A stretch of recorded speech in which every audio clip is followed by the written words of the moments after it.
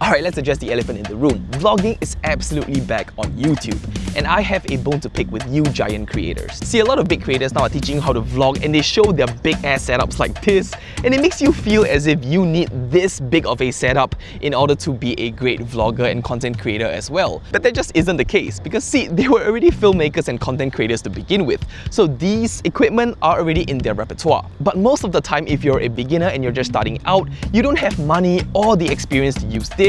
You have this, your phone over here. And the truth is, most of you just want a small, portable and convenient camera to vlog with. Let's be real here, carrying this for an entire day is absolutely tiring. So what if I can replace my giant-ass vlogging setup from something like this to something like this? Well, let's find out.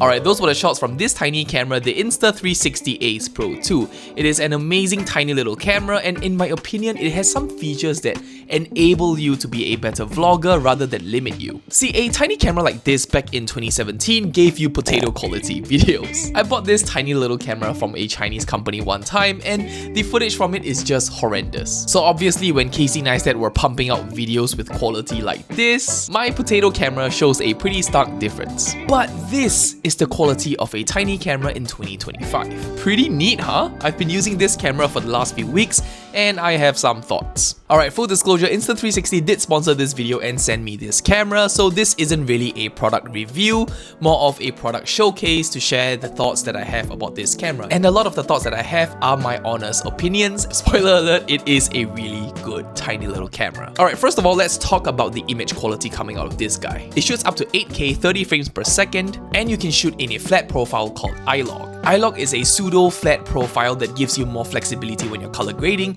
It gives you better dynamic range, tonal range, better color accuracy, more color information, and the skin tones and sharpness just look a lot more natural to the eyes compared to like a lot of smartphone brands where they over sharpen everything. Now it is limited to up to 4K 60 frames per second, so you can't use 8K 30 frames on this profile. So for YouTube videos like this, I shoot in 4K 30 frames per second in iLog for the best quality possible. Also, you can also preview the colors even though you're shooting in a flat profile, so you don't have to keep looking at that grayed out image. Now Insta360 did provide a conversion LUT to convert it into a Rec 709 image, so I'll leave the link in the description down below. Okay, another reason why I think this makes for a really good content creation camera is because of this one feature over here.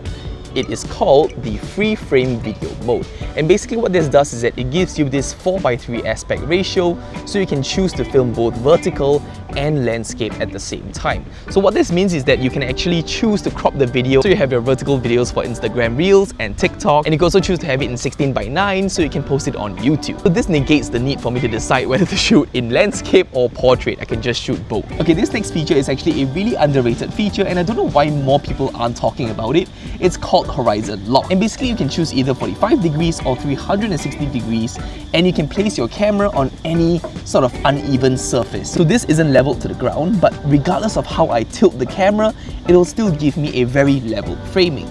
That is insane.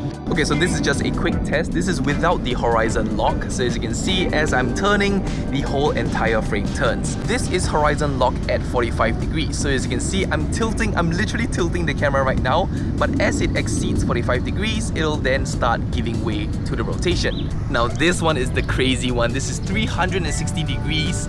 I'm going to rotate the entire camera, and as you can see, my fingers in the foreground is rotating, but the entire frame isn't. Look at that, my face is still leveled to the ground. That is crazy. Alright, since we are on the ground right now, I want to talk about two features, the gesture recognition and the voice recognition. So I'm gonna switch the focus over to the camera over here. Okay, so you can actually put up your palm like this, and it starts recording the video, and you can put the palm up again and it stops recording the video. Pretty cool, huh? Okay, now to take a photo, you can actually just do a peace sign, and it switches over to the camera mode, and you can pose There we go, now it takes a photo. And also there is voice recognition, so you can simply say start recording. And it starts recording.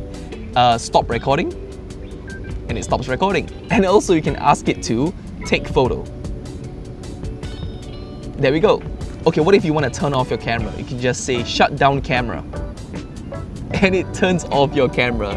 How freaking crazy is that? Okay, this is the sound test coming from the Insta360 Ace Pro 2, and this is the onboard microphone. There is no external microphone on me right now. What do you think? Is it doing a good job at picking up my voice and blocking out the sounds in the background? There is a little water fountain over there, so it is making a little bit of noise. But other than that, it is relatively quiet today. I don't know where everybody is. Okay, what if you don't want to pick up these sounds around you and you just want to pick up your voice? You can actually use a lavalier mic, which Insta360 actually released very recently. It's called the Insta360 Mic Air. It is super tiny. Look at the size of the mic. That is insane. Okay, so this actually pairs instantly with the Ace Pro 2 and the Insta360 X5. So it's the 360 camera that Insta360 has. There's a lot of 360s to say, but basically it connects instantly. As you can see over here, it says Insta360 Mic Air. All you have to do is click on it. It's in the audio settings, and there we go. Just enable. You can actually use dual track audio, so basically you can record on the camera and on the microphone at the same time. But right now, let's just use the Mic Air and do a little quick audio test. Okay, so this is the audio test with the Insta360 Mic Air. What do you think? Is it good? I'm holding it like this, so I'll try one where I clip it on later on. But I just want to say, it's really crazy how well this communicates with the Insta360 Ace Pro 2 like this, with no additional receivers that I need to plug in or have some dongle dangling out of the camera. It is just literally the camera and the microphone, just like that. Is there any audio latency? Because I think that is something that I'm really concerned about, but from the looks of it, it looks pretty good so far. Okay, and this is what the audio sounds like when I have it clipped onto my shirt.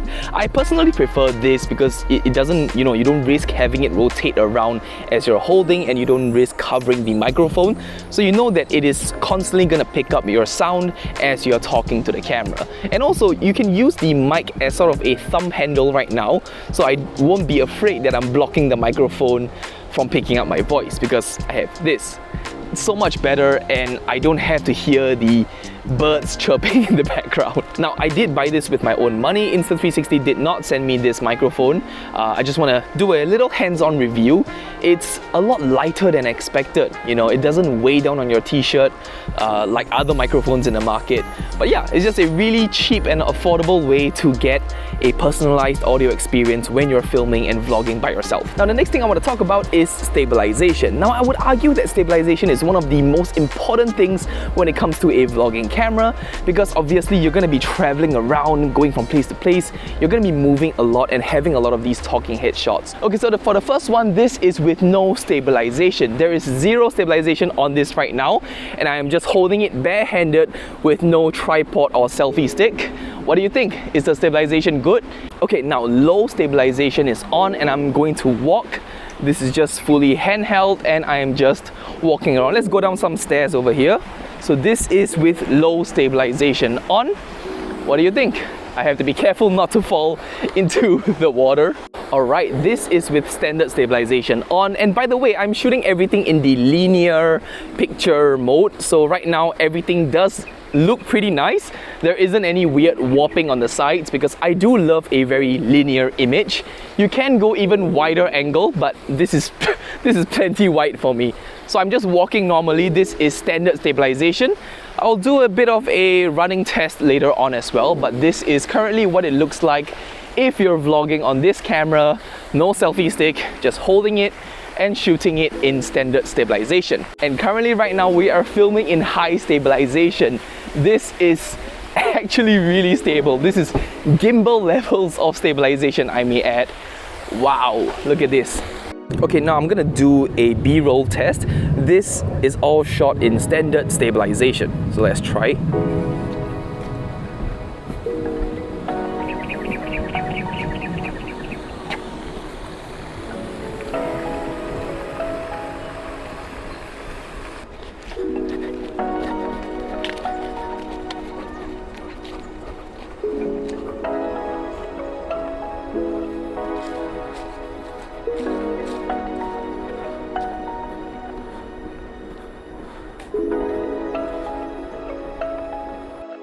Okay, now I am back on high stabilization and we are going to try running and just trying to keep up with this vehicle.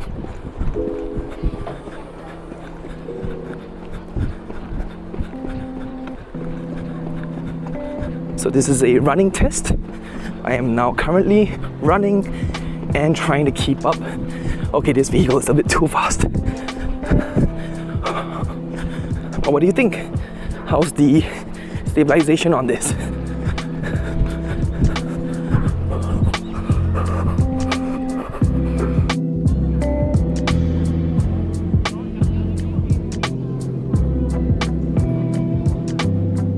Okay, now I want to talk about low light performance. Now it is actually really dark over here. I'm shooting on f1.8 on my Sony camera right now. I am curious how this camera handles low light performance. There is this thing called the pure video mode, and basically it sort of gives a nighttime boost to your image and it makes it look a little bit cleaner than if you were to use the regular shooting profile mode. So I'm going to do a little bit of a comparison between the regular video mode and the pure video mode. Alright, so currently right now I'm shooting in the regular video mode. There is no eye lock turned on. This is just the regular standard profile. I'm gonna do one with the eye lock turned on. So we're gonna shoot in a flat profile and then we're gonna switch over to the pure video mode to see if it actually makes a difference. Okay, this is with eye lock turned on and honestly it looks better already. The skin tones for some reason look a little bit better on the eye lock shooting profile, so I like this a lot. Now let's switch over to the pure video mode to see if it actually makes any real low light difference. Okay, now I'm walking the exact same path for the third time right now, so people are looking and judging me. But yeah, this is with the pure video turned on. Already I actually see there's a little bit of a difference to the vibrancy of the colors. It just looks a little bit more vibrant and punchy in the nighttime for some reason. So maybe that's what the pure video mode does. But what do you think? I'm gonna throw some side-by-side comparisons with the regular video mode and the pure video mode to see what it looks like.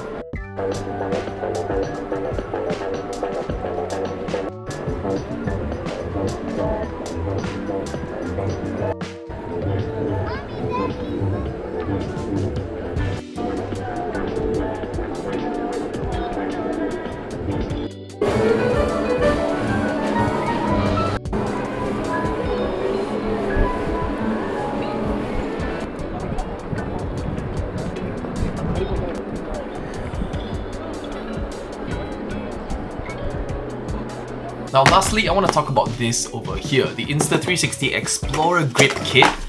This is in collaboration with Tilta. So this is sort of like a cage and this is what it looks like. It's very simple. All you have to do is press on this lever over here and then slide your camera in like this and it clicks in place. Now the button cutouts are very nice and clicky. This is the lock button and this is the shutter button. And this is very genius, so check this out. There is this handle over here. Over here, we have a hidden flathead screw. Line this up, tighten it, just put it back. Now this actually makes it feel like an actual sort of mirrorless camera. So what you do is you simply slide it into the hot shoe mount like that. Pressing this lever over here actually triggers the shutter button over here. And it doesn't obstruct the screen as well, so you can use it like a regular camera like that. Now why I think it's so genius is that it doesn't actually obstruct anything. Over here, you can just charge your device, you could have your case still on, and if you want to remove it, you could simply just remove it like this. But if you would like to change the battery and you don't want to remove the entire casing, over here you could technically still pull on it and it comes out like that. So you could just change the battery with the flap. Now, they did also provide a wrist strap. I'm not really a wrist strap kind of guy. But as far as wrist strap goes, this is actually really premium. I do like the feel and handle of it. Alright, here are my final thoughts.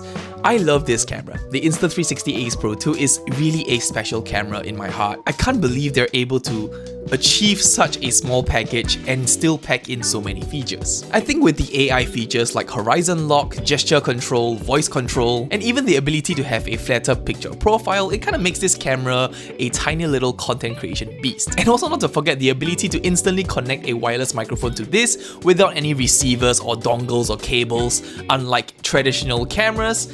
It is just insane. No, I'm not saying that traditional cameras are obsolete. There's a place and time for everything. All I'm just saying is that there's something really special about this camera, and I think that a lot of beginner content creators are going to like this camera a lot. Stay safe, stay happy, and take care. This is DDT, signing off.